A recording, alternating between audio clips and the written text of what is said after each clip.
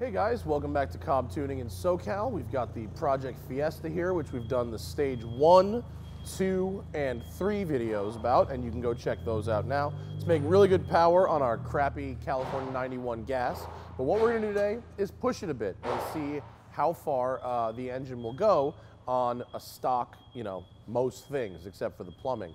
So we drained all the fuel out of it. I should say they drained all the fuel out of it, filled it with 10 gallons of 100 octane, and we are going to throw it on the dyno. They also fixed the problem of the exhaust vibrating on the highway by installing better exhaust hangers, which is a quick, easy 5-minute fix that costs less than 30 bucks. So let's go to the dyno.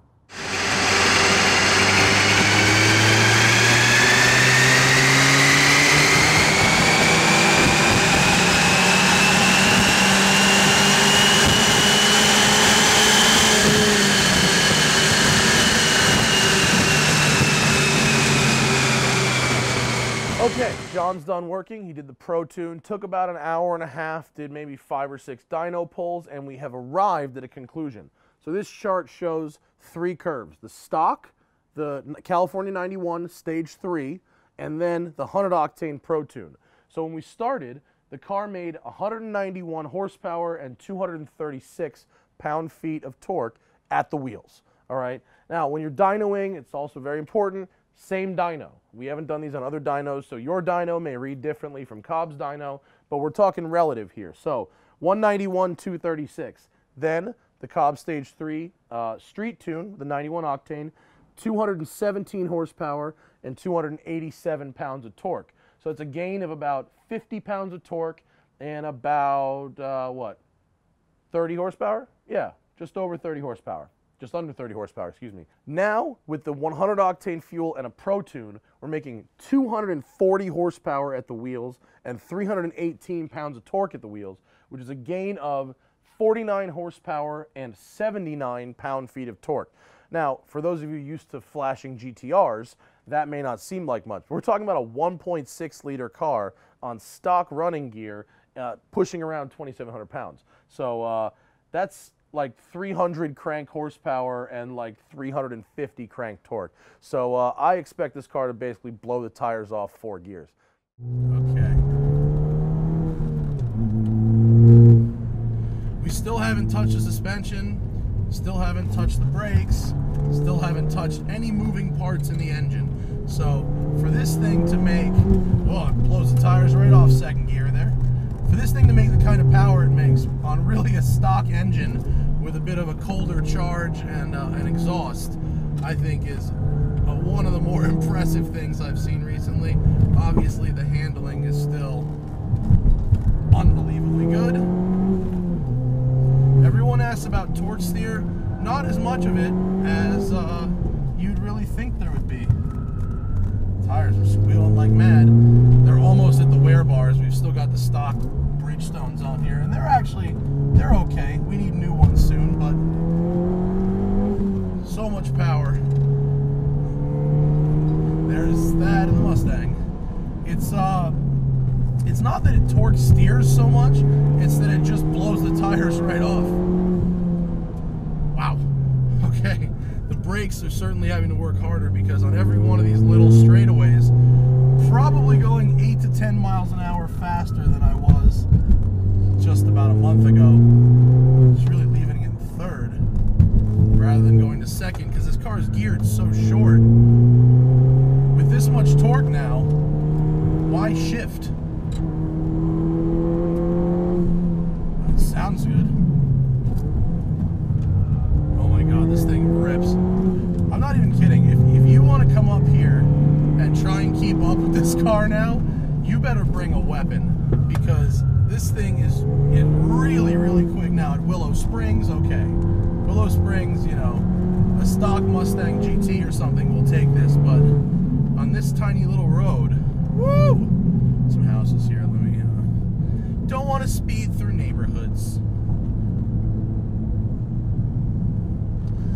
But the fact that this car is only 2,740 pounds wet, insert your fat joke now, it does it many favors. It's one of, if not the light, well, the Abarth is lighter, but One of the lightest cars you can buy right now. Lightest hot hatches. Wow. I mean, the way this thing puts on speed now is pretty astonishing. The torque really peaks out on the dyno at about 2450, 2500, but it still makes just a ton of it. Look at this section here.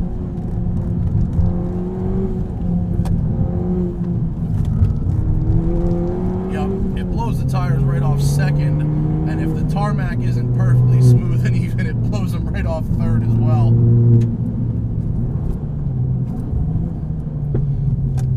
Yeah, when you lean it on the nose to go through that corner, this section's mental here.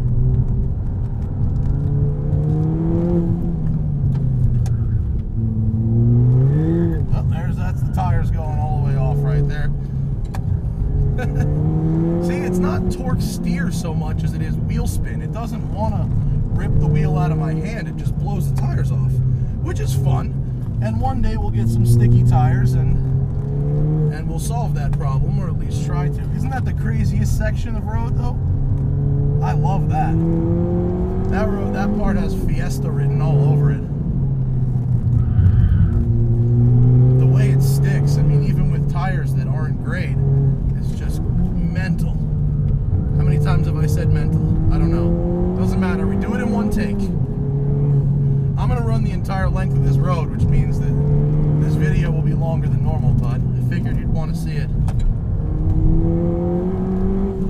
This thing is so amazing. You know, I don't care what you say about front wheel drive and rear wheel drive, and there will inevitably be some commenters that are like, yeah, rear wheel drive is always better. But I don't think, if you can come out on this road in this car and not have an unbelievably good time, you don't like cars. I mean, you have to, the gnarliest gearheads that I know, the most serious drivers that I know, buy these.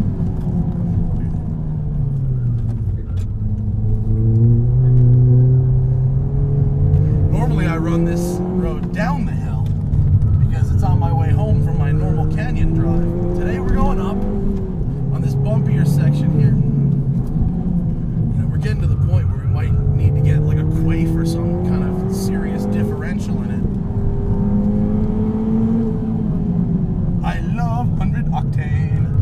Some cars, you know, I've heard, I don't know personally, but I've heard a lot that cars like the GTRs and the McLarens and the really fast twin turbo cars don't benefit all that much from 100 octane. But this car absolutely does. Double black road.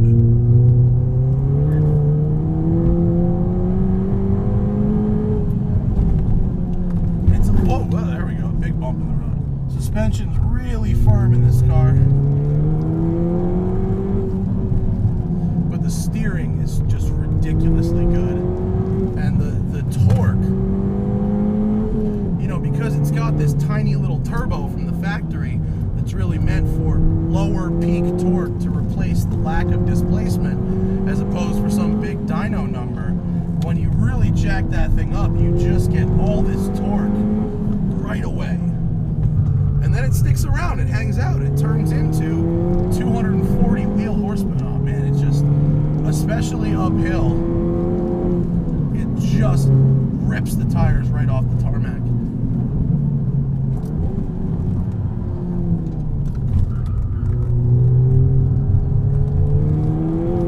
Beautiful day for a drive. Now this section of road, you might have seen the Audi RS4 one take I filmed recently. Go watch that and then come back and watch this and tell me that on this road the Fiesta wouldn't smack the shit out of that RS4. Now I love the RS4, don't get me wrong, but on a tight technical section of road like this, that car can't even come close to keeping up with this thing. There's about a half a second delay in between matting the gas after a shift. Some houses here. About a half second delay in between matting the gas after a shift and really getting that torque shove. So it's like shift, shift, but when you're in the gear, the torque response is very immediate and very plentiful. Stock brake hardware is doing a real good job of keeping up so far. At a big track day, you know, we just ordered the stainless steel lines and better pads and fluid. So the next track day, we're going to have a bit of an upgrade, but for now, it's hanging in there. This car is so fucking fast, dude.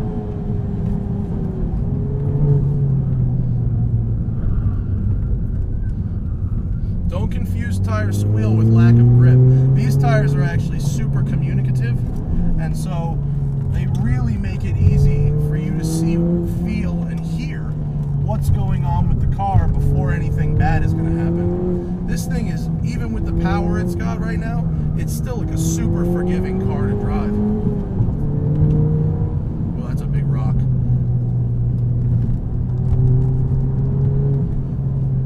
You got to watch out for the rocks in the road here. When it rains, it washes all the loose gravel off the walls into the road.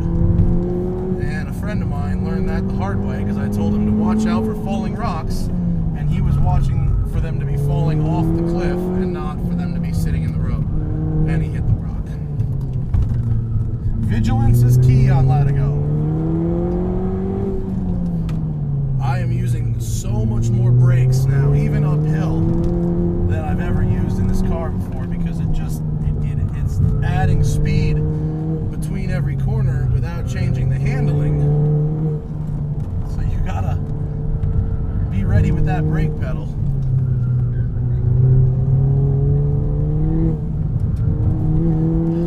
This thing is a lot more rally car than it is, you know, road racing type of car.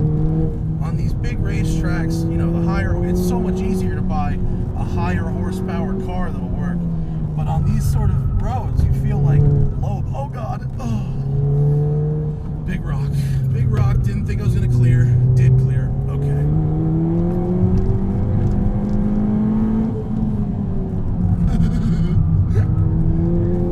This car is so fucking.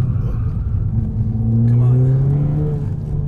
The biggest drawback of this car is getting the power to the ground out of a slow second gear corner. Like if you go around a hairpin and then mat it, you'll just blow the tires off. So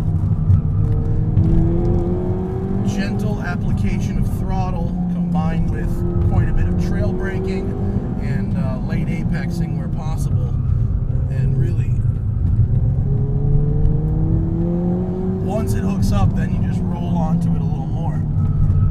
Once you get to about the middle of third, it'll hook on a dry surface, but if it's wet, I was blowing them off in fourth. I know I've said blowing them off a lot. Let it go. We're doing it in one take.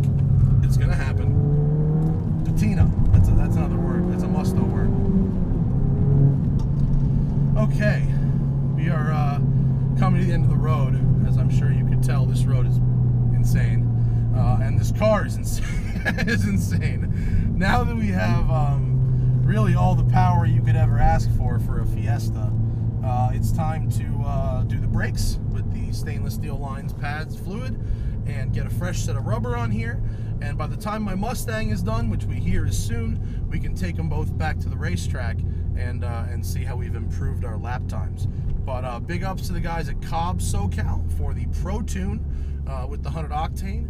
And I recommend it because it works absolute wonders in this car, and you can shift maps on the fly now. So when you go back to your normal pump, it's not a whole big procedure. It's really just hit a couple buttons and you're good to go.